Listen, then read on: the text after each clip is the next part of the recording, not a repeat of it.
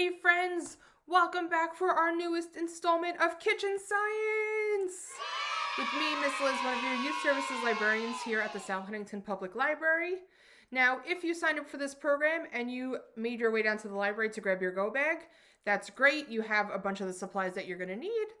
If you're just joining us at home or you didn't register or you haven't grabbed your make and take bag, that's okay. Everything in this program is designed for you to be able to do it at home using stuff that you can find in your house and in your kitchen. So we're going to go through some of those supplies that we're going to need in just a few. This month, I thought it would be super exciting for us to do science involving rainbows just in time for St. Patrick's Day. So we're going to learn a little bit about the science behind rainbows, and we're going to do our own rainbow experiments. If you are ready to get colorful in your kitchen, you're going to grab your make and take bags, or if you're just joining us at home, you're going to grab the supplies that I'm going to list in the next screens, and we are going to get our science experiment started.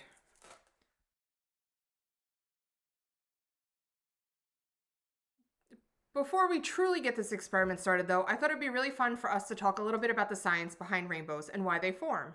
Did you know that rainbows are considered to be one of nature's most special gifts? They have inspired many poems, many songs, and other types of artwork that people rave and can't get enough of. But what is it about these beautiful rainbows that makes people love them so much? A big part of it is because of how rainbows are formed. Rainbows are formed when light shines through water, like when the sun shines through the rain, and that light is then bent and reflected like a reflection in the mirror, and this causes all the amazing colors that we see in a rainbow. Now, rainbows get their name because they generally appear after a big rainstorm. You can find them in the puddles when the sun starts to shine, or you can see them in water droplets if you have the opportunity to see them up close and personal. But rainbows actually can happen anytime light is being bent inside of water. Rainbows can be seen in mist, fog, spray, and even in the morning dew. Rainbows are then made up of 7 different colors that come from the light when it's reflecting in the water. These rainbows are made up of 7 different colors once they are reflected through the light. They are red, orange, yellow, green, blue, indigo, and violet. A good way to remember this that you may have learned in school is the acronym Roy G. Biv, and that's how you get the colors of your rainbow. So what else is it about rainbows that makes them so special? What makes rainbows so special is that no two people see the rainbows the exact same way. Because rainbows all depend on how the light is bent and reflected back, how you see it is going to be different from how someone else sees it depending on the angles that we're standing or where they're also standing. It could also differ depending on how tall you are or if you're on the left side or the right side. So now that you've seen a rainbow, have you ever tried to touch a rainbow? I bet you have, because I know I have. However, rainbows are not objects or things, so they can't be touched. They're made up of that light reflection, and they're bent, so you cannot feel the light when it's shining. You can just see it. It is only one sense. And then the last fun fact about a rainbow is, do rainbows have an end? If you've heard of the St. Patrick's Day myth of if you find the end of a rainbow, you find the leprechaun's gold, that is purely based in myth because there is no end to a rainbow. Even though the rainbows look like an arch, right? When we normally see a rainbow, it looks like an upside down U. Rainbows are actually full circles. We can only see some of the circle because we usually view the rainbow from the ground. So now that we know a little bit about the science behind rainbows and how rainbows are formed and how we see them in nature, I think it is time for us to get started with our kitchen science experiments and create some of our own rainbows in the kitchen. How does that sound to you? Awesome! So, like I said before, we're going to grab those make and take kits and we are going to get started. So the first experiment that we're going to be doing today is inverting or flipping a rainbow. For this experiment, what you're going to need is the long piece of white cardstock that was included in your make and take kit, or if you're doing this at home, you can use a piece of cardstock or computer paper, whatever you have. You're also going to need a full glass of water that is clear and see-through. If you can, make sure that your glass doesn't have any ridges or waves in it. A smooth glass is the best kind of glass. You can use a mason jar, a glass bowl, whatever you have will work. And you're also going to need some markers or crayons or colored pencils, whatever you like best. So for the first part of this experiment, you will notice that we have moved out of my kitchen and I am currently sitting at the desk at the library. And that is because what we learn as scientists from day one is that sometimes your experiments don't always go right. And my video cut out on the first part of this experiment process, so I had to go to work and refilm it, but that's okay. we are here and we are ready to flip our rainbow. So what you're going to do to begin our rainbow flipping or our rainbow inversion is you're going to take that long piece of cardstock that was included in your make and take bag, or if you're doing this at home, just take a piece of computer paper or loose leaf paper, whatever you got, and slice it in half. And then you're going to color your rainbow. So now how you color your rainbow is entirely up to you. If you want to make it truly scientific, you can put it in the order of the rainbow colors that they are that we talked about earlier, that Roy G. Biv. Or if you're like me, you can just take whatever markers you have and start coloring your rainbow. So here I'm going to start with red. And the most important part while you're coloring is to make sure that your rainbow is in vertical lines, which means up and down. So they should be rectangles and go up and down just like that. And you can use as many little or as many colors as you want to make your rainbow.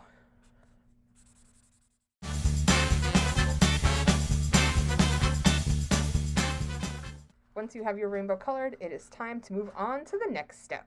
So now comes my favorite part of this experiment. We are going to actually flip or invert our rainbow. So what you're going to need is a nice tall glass of water in a clear glass filled all the way to the top.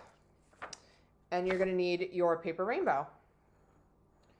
So now what our experiment we're going to do is we're going to see different lengths away from the water, how our rainbow is going to flip or invert.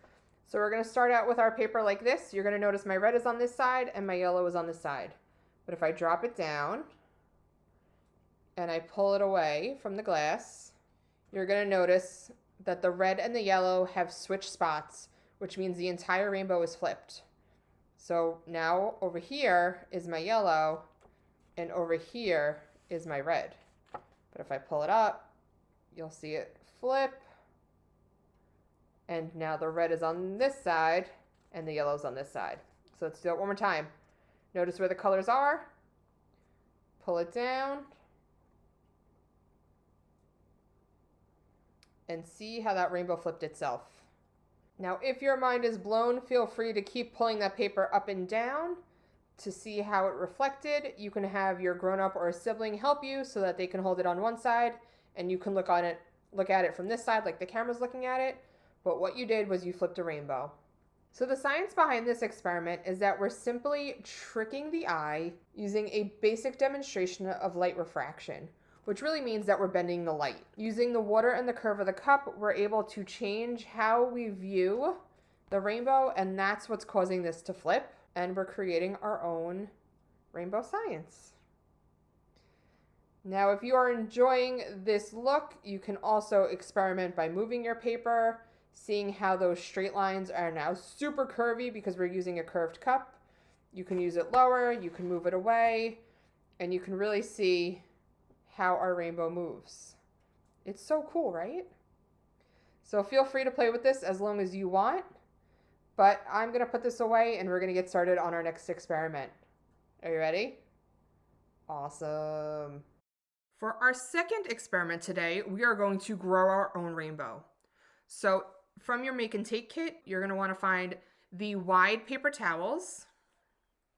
You're also going to want to find the skinnier paper towels. You're going to need washable markers and washable markers only for this experiment. If you use anything else like permanent markers, colored pencils, or crayons, it won't work out. So you do need washable markers for this. And you're also going to need 2 same height glasses of water. For our next rainbow experiment, we are going to grow our own rainbow. So in your make and take kits, you're going to find 2 different kinds of paper towels. This was just if we wanted to have a real science experiment going. But if you're at home and you only have one type, that's quite all right. You can do it with just one paper towel. But I thought it would be fun for us to test out 2 different kinds of paper towels. So one is the standard paper towel. It's kind of thin, but you got 2 sheets. And then the other one is a little bit thicker. These are more industrial paper towels. So we're going to see if there's a difference in how our rainbows grow. So what we're going to do is we're going to start with the wider paper towels, the more common paper towels that you probably have at home. And what you're going to do is you're going to have the 2 sheets put together. And then we're going to flip it over so that it's folded into fourths. Now, using the same method that we did for our inverted rainbow, you're going to color some stripes at the end. Just like this, making sure that they are vertical. You're going to make them about 1.5 inches to 2 inches tall. And you're just going to color that one on one side and then the same on the other side.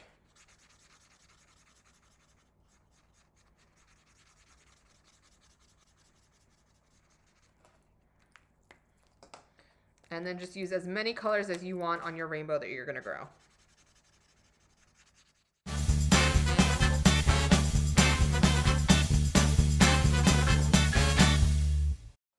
Then what we're going to do is we're going to take our paper towel. We're going to grab our 2 glasses of water. And we're going to put one end in one side and the other end on the other side. And as that water is absorbed, what I want you all to check out is how that rainbow is growing up the sides.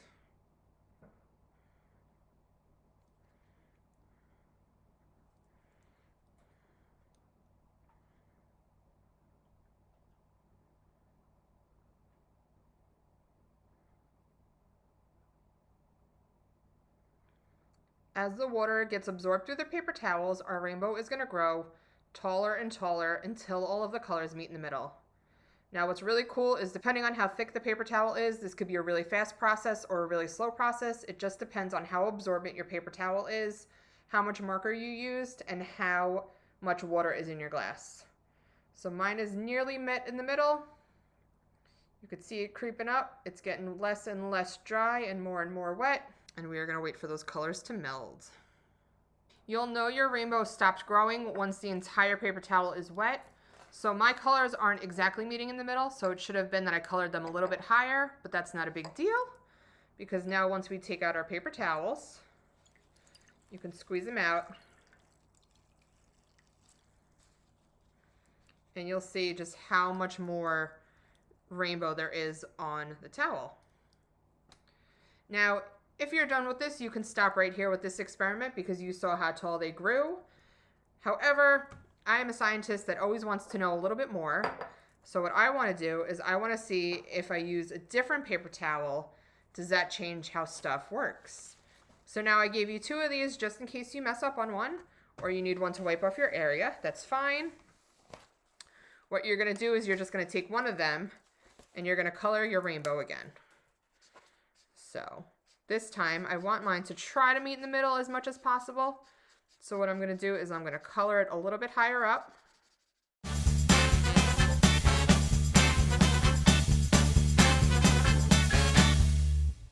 And now with the industrial paper towel, we're going to do the exact same thing. So I'm going to grab my 2 glasses of water, which are now a fun green color because of our other experiment with the other paper towel. And I'm going to fold them in, and we're going to see if anything else happens. Now notice, does it take a little bit longer? Does it take a little bit shorter time for the rainbow to grow? Does anything grow? Is it maybe too thick? And take note in your experiment of what's going to happen. So this one is growing a little bit slower than the last one was. That's because it is a thicker paper towel, so it's taking longer for the water to absorb.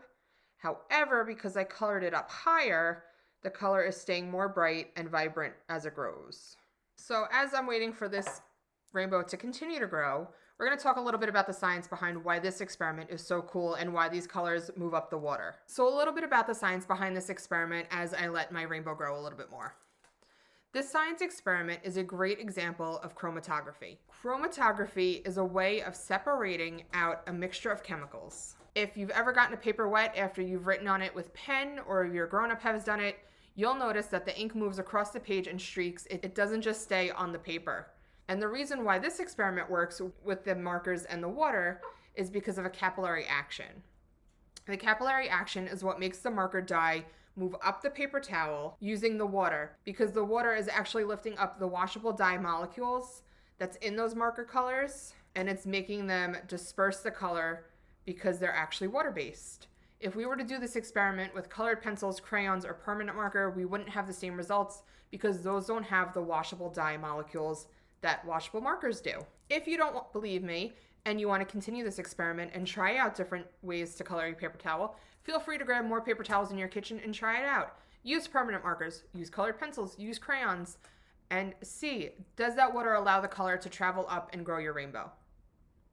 Because this is science, we are all about guest testing and revising, so feel free to use other stuff at home if you really want to try it out and see what's going to happen. Because like any good scientist knows, you can listen to the scientists that come before you, but sometimes you just got to try the experiment for yourself. So feel free. It has been about 4 to 5 minutes of me letting my rainbow grow, and this is as far as we've gotten up our paper towel. So I'm going to lift it up, and you can see that we grew our rainbow all across the paper. Now it is super important that you clean up your science area because we have one last experiment to get to today. And for our last experiment, we are going to melt a rainbow. For this experiment, you're going to need the white paper plate that was included in your make and take kit, the 2 bags of Skittles candies, and you're going to want to grab a glass of warm water. So for our last experiment today, we are going to be melting a rainbow using those candy Skittles that were in your grab and go bag and a white paper plate. Now what I want you to do is set up a circle in alternating colors. So make sure that no 2 colors are next to each other that are the same. And you can make your circle as big or as small as you want. Doesn't matter, depending on how many Skittles you have. But you're just going to make a circle. If you eat a few along the way, that's okay. That just means we have a smaller circle. Not a big deal. They don't have to be in a set pattern. You can make them look however you want. If you want them to be, drop the Skittle. If you want them to be in a perfect circle, like mine is turning into an oval, you can take a circle shape and put them around that.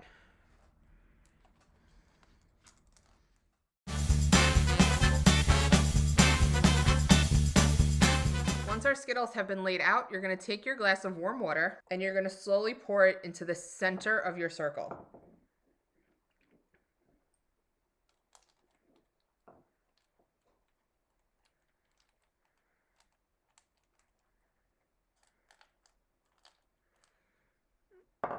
It shouldn't take long for the colors of your Skittles to start separating and melting into a rainbow.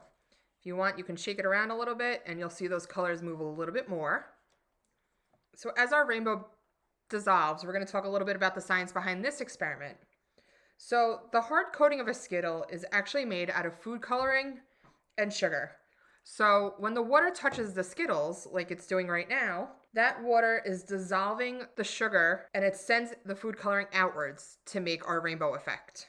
And the concept behind why these colors bleed towards the center of the plate is because of a thing called concentration gradient. The concentration of sugar is higher near the Skittles than it is towards the parts of the plate where there are no Skittles, so it concentrates that sugar.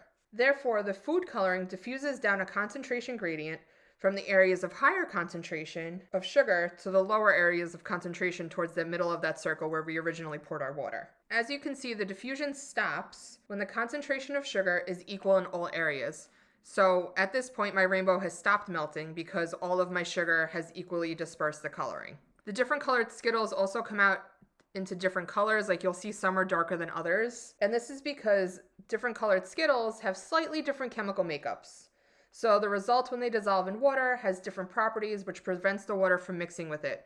So you'll see the darker colors have a stronger look and the brighter colors have a lighter look. And that's just because of the chemical makeup of the dye used for those Skittles. If you want to continue with this experiment and you want to try out different things, what I would recommend doing is maybe making your Skittles into different patterns, maybe putting 2 of the same Skittle colors next to each other to see if that gives you a different gradient effect, or separating them out more, putting them closer together, really whatever you want to do, and just play around with it and have fun. But this is the basics of it. And then what's really cool is after a little while, if you pick up your Skittle, you'll notice they're 2 different tones. So on one side, I have my total yellow Skittle. But then on the other side that was in the water, you'll notice that it's all white and that sugar has dissolved. Thank you all so much for joining me for this month's installment of Kitchen Science. I hope you had a colorful time with me learning about rainbows and doing some rainbow experiments at home that are a little magical and a little fun for St. Patrick's Day. If you tried any of these experiments at home and want to show me what they looked like or show me any videos that you took while you were doing them, I would love to see your science experiments. Feel free to send them to the email address below and let me know if you enjoyed this month's Kitchen Science. We here at the South Huntington Public Library miss you all so much and we hope to see you soon. And take care until next month's Kitchen Science. Have fun and keep experimenting. Bye.